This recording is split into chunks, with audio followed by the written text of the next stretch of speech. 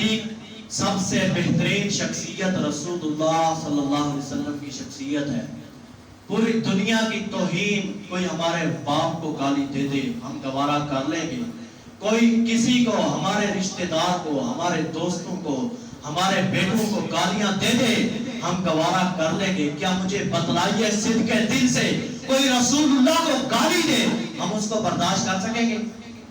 چاہے کوئی نماز نہیں پڑھتا، چاہے کوئی دین کے اوپر نہیں چلتا، روزوں کو نہیں رکھتا، لیکن ہر مسلمان کے اندر یہ غیرت موجود ہے کہ میرے نبی کو کوئی گالی دے گا، کوئی بھی مسلمان اس کو برداشت نہیں کر سکتا، نہیں کر سکتا برداشت۔ اب دیکھیے، میں جو بات آپ کے سامنے رکھنا چاہتا ہوں مرزا انجینئر جہلمی کے حوالے سے، وہ جو جہلم کے اندر بیٹھا ہوا ہر وقت، اور آج امت مسلمہ کی بڑی تعداد اس کو سن کے، اس کو دین کا بہت بڑا داعی اور عالم اور پتہ نہیں کیا کیا سمجھ کے بیٹھی ہوئی ہے۔ میرے بھائیوں، مرزا جہلمی جس نے رسول اللہ صلی اللہ علیہ وسلم کے صحابہ کے بارے میں، صحابہ کون ہیں؟ جن کے بارے میں اللہ رب العزت نے قرآن میں کہہ دیا رضی اللہ عنہم، کہ میں اللہ صحابہ سے راضی ہو چکا ہوں۔ اب مرزا جہلمی پتہ کیا کہتا ہے؟ رضی اللہ، امیر معاویہ رضی اللہ کہتا ہے، رضی اللہ کہہ کر امیر معاویہ رضی اللہ عنہ کو گالیاں دیتا ہے۔ زبان حال یہ ظاہر کرتی ہے کہ اللہ تو ان سے راضی ہے، لیکن میں ایسا بدبخت ہوں کہ میں ان سے راضی نہیں ہوں۔ کہتا ہے امیر معاویہ رضی اللہ تعالیٰ جن کو ہماری حالت پتہ کیا ہے؟ ہم جب دنیا سے جائیں گے، مریں گے، ہمارا حساب ہوگا، ہم قبر کی سختیاں جھیلیں گے، جنت میں جائیں گے۔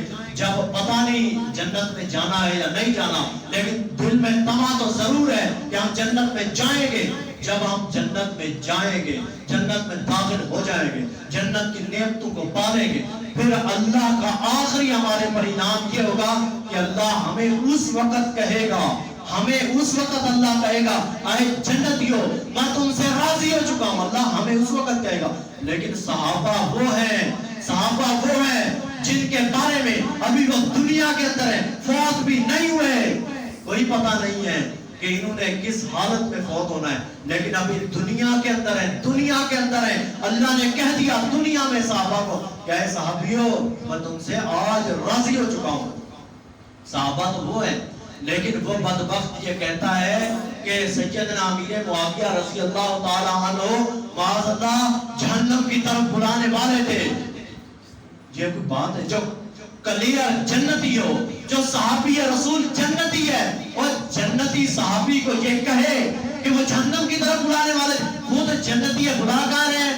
جہنم کی طرف۔ اندازہ کریں ہماری اور آپ کی ماں سیدہ عائشہ رضی اللہ تعالی عنہا، جس کے بارے میں رسول اللہ صلی اللہ علیہ وسلم نے فرمایا میری بیویاں مومنوں کی مائیں ہیں، النبی اولا بالمومنین وازواجہ امہاتہم۔ اللہ نے قرآن میں کہا ہے کہ النبی اولا بالمومنین من انفسہم وازواجہ امہاتہم، کہ نبی کی بیویاں امت کی مائیں ہوتی ہیں۔ آج ہم اپنی ماں کو گالی دی جائے ہم برداشت نہیں کر سکتے، لیکن جو کائنات کے مومنین کو، کائنات کے مومنین کی ماں کو، سیدہ عائشہ کو ظالم کہے، جو باغی کہے، جو جہنمی کہے، ہم برداشت کر لیں گے؟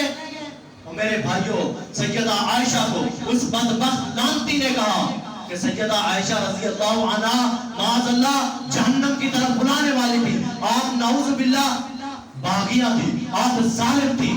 میرے بھائیوں ذرا عقل سے، فہم سے سوچئے، عشرہ مبشرہ جن کو رسول اللہ صلی اللہ علیہ وسلم نام لے کے جنتی کہہ رہے ہیں، طلحہ فی الجنہ، ابو عبیدہ بن الجراح فی الجنہ، طلحہ بن عبید اللہ فی الجنہ، اور جن کے نام لے کے رسول اللہ صلی اللہ علیہ وسلم ان کو جنت کے سرٹیفکیٹ دے رہے ہیں، یہ بدبخت کہتا ہے کہ عشرہ مبشرہ بھی جہنم کی طرف بلانے والے تھے۔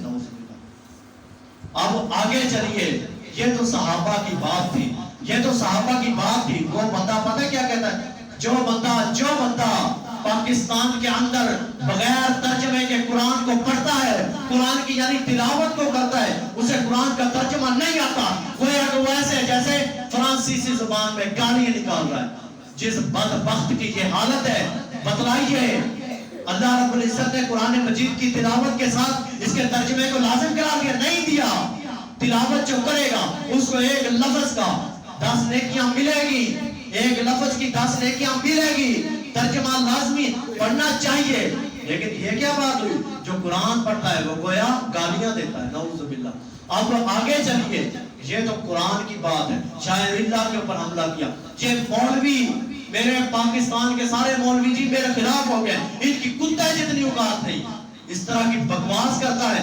جو بندہ علماء کے بارے میں، جن کو رسول اللہ صلی اللہ علیہ وسلم نے فرمایا العلماء ورثۃ الانبیاء، علماء انبیاء کے وارث ہیں، جو انبیاء کے وارث کو یہ بندہ کہے کہ ان کی کتے جتنی اوقات نہیں، میرے بھائیوں ہم نے اس کو دین کا دائی اور دین کا لیڈر سمجھ لیا ہے۔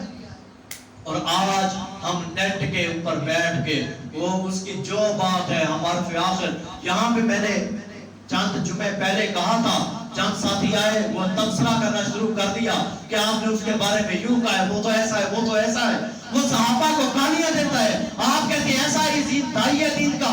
اس نے معاذ اللہ، ہم یہ بات نہیں کہہ سکتے، رسول اللہ صلی اللہ علیہ وسلم کی ذات کے اوپر حملہ کر دیا۔ میں نے اس کو کال کی، میں نے اس کے وہ حماد چیمہ اس کے ساتھ ہوتا ہے، کال کی، نمبر لیا، کال کی، میں نے کہا وہ مرزا انجینئر چھوکرے سے میری بات کروا دے۔ میں نے کہا، اس نے کہا آپ انجینئر صاحب کو چھوکرا کہہ کے گالیاں دے رہے ہیں۔ میں نے کہا اس شخص نے، ویڈیو موجود ہے، رسول اللہ صلی اللہ علیہ وسلم کو اس نے کہا کہ یہودی۔ اب رسول اللہ کے بارے میں پتہ کیا کہتا ہے؟ جس وقت نبی کریم صلی اللہ علیہ وسلم مکہ سے ہجرت کر کے مدینہ کی طرف گئے نا، ایک جگہ 10-12 یہودی بیٹھے ہوئے تھے، 70-70 80-80 سال کے یہودی بیٹھے تھے، اور نبی کریم صلی اللہ علیہ وسلم نے ان کو دین کی دعوت دی، دین کی دعوت دی نبی کریم صلی اللہ علیہ وسلم نے، اور یہودیوں نے آگے سے پتہ کیا کہا کہ کل کا چھوکرا آ کے ہمیں دین سمجھائے گا۔ نعوذ باللہ، نبی کریم صلی اللہ علیہ وسلم کے بارے میں جو بندہ کہے کہ یہ کل کا چھوکرا، اور بات یہاں تک نہیں ہے، کسی تاریخ کے اندر با سند یا بے سند کسی ایک کتاب کے اندر بھی کسی یہودی نے بھی یہ بات رسول اللہ صلی اللہ علیہ وسلم کے بارے میں نہیں گئی کہ کل کا چھوکرا۔ اس بدبخت نے رسول اللہ صلی اللہ علیہ وسلم کی توہین کی ہے، اور اس بدبخت نے رسول اللہ کے بارے میں کل کا چھوکرا کا، نعوذ باللہ، جس نے کہا، جب ہم نے علماء اہل سنت نے اس بات کو پیش کیا کہ حضرت حسن رضی اللہ عنہ نے سیدنا امیر معاویہ اور حضرت علی کے درمیان صلح کو کروا دیا تھا، فئتین عظیمتین من المؤمنین، کہ دو مسلمانوں کی عظیم گروہوں کے درمیان حضرت حسن نے صلح کو کروا دیا تھا۔ اس بدبخت نے پتہ کیا کہا؟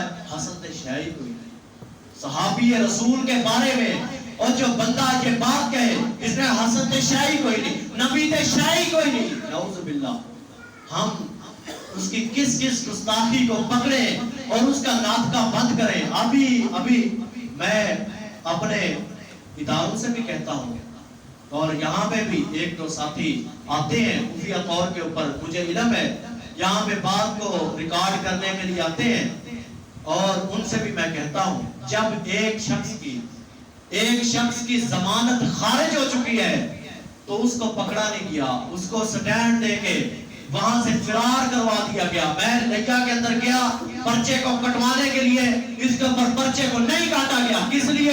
جہاں پہ جی فتنہ پھیلے گا، اور جو صحابہ کے بارے میں بکواس کرے اس کے اوپر پرچے کو کاٹا جائے، فتنہ پھیلے گا۔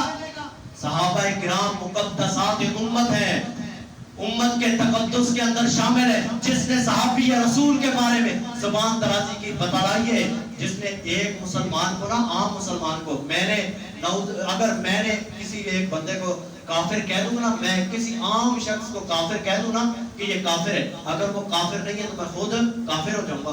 واضح حدیث ہے رسول اللہ کی کہ اگر کہنے والا پھر کافر ہو جائے گا، وہ بات پلٹ آتی ہے۔ اب جو شخص رسول اللہ کے صحابہ کو کافر کہے، نعوذ باللہ، دین سے پھر گئے تھے وہ، نعوذ باللہ، اس طرح کی بکواسیات کرے، کیا وہ بندہ ہمیں دین کی دعوت دے گا؟ آج میں نے یہ درد دل آپ کے سامنے اس لیے رکھا ہے کہ یہ بدبخت صحابہ کے بارے میں بکواس کرتا ہے۔ کیا اگر ہمیں اہل سنت کی جانب سے اس بدبخت کے خلاف، جس نے صحابہ کے اوپر بکواس کی، رسول اللہ کے بارے میں بکواس کی ہے، اس بدبخت کے خلاف احتجاج کرنا پڑا، آپ ساتھ دیں گے؟ آپ ساتھ دیں گے؟ ہاتھ اٹھا کر بتلائیے، جو رسول اللہ کے بارے میں اس طرح کی بات کرے، احتجاج کرنا پڑا، ساتھ دیں گے؟ انشاءاللہ اللہ رب العزت سے دعا ہے اللہ تعالی ہم سب کو آنے والے فتنوں سے محفوظ فرمائے اور دین حق کو سمجھنے کی توفیق عنایت فرمائے۔ اللہ رب العزت ہمیں صحیح اور مکمل رسول اللہ صلی اللہ علیہ وسلم کی کامل زندگی کے اوپر عمل پیرا ہونے کی توفیق عنایت فرمائے۔ سبحان ربک رب العزت عما یصفون وسلام علی المرسلین والحمد للہ۔